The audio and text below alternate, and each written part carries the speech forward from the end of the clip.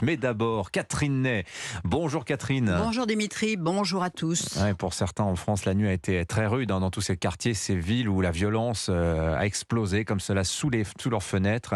Est-ce que nous vivons, et c'est la question qu'on se pose depuis 2 jours maintenant, Catherine, est-ce que nous revivons un remake de 2005?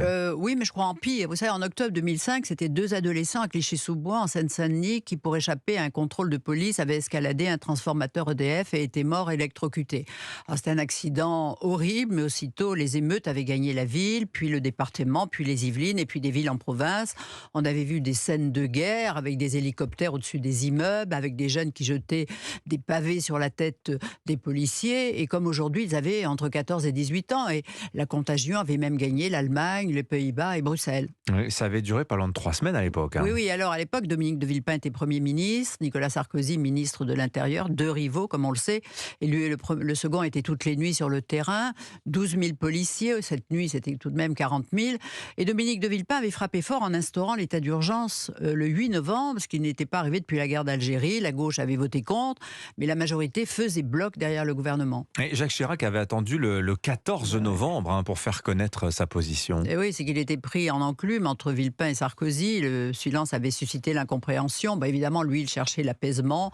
Il avait dit que les jeunes des quartiers étaient des enfants de la République et que s'il le voulait, il pouvait réussir. Enfin voilà, mais le bilan matériel était estimé à 200 millions de dégâts, 10 000 voitures brûlées. La note sera bien plus élevée cette fois. Oui, mais 2023, c'est pas exactement 2005, Catherine. Non, d'abord parce que c'est un policier qui a tué à bout portant le jeune Naël. Il roulait à vive allure dans la Mercedes pendant 26 minutes. On a essayé de le faire arrêter. Donc, il est connu dans la ville par la police pour ses refus d'obtempérer.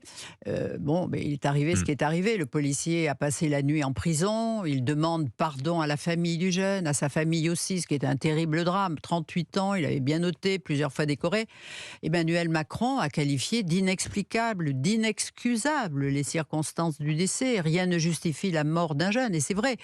Mais il ne faut pas oublier à quel point l'exercice du métier de policier est de plus en plus compliqué, anxiogène, dangereux. Par rapport à 2005, le refus d'obtempérer, les refus ont augmenté de 80% et les jeunes se sentent encouragés par les Verts, par les Insoumis. Jean-Luc Mélenchon qui n'arrête pas d'entretenir à grand bruit la haine contre les forces de l'ordre. Et les jeunes qui ont pillé, brûlé cette nuit avaient, vous l'avez dit Catherine, entre 14 et 18 ans, des gamins. Oui, mais c'est une force de frappe glaçante. Ils avaient d'ailleurs leur stock de mortiers d'artifice, sans doute en prévision du 14 juillet, avec lesquels on peut faire la fête, mais aussi on peut mettre le feu partout. Et ils se sont attaqués à tout ce qui est les services de l'État, les bus, les tramways, les écoles, les banques, les médiathèques, les mairies, les voitures.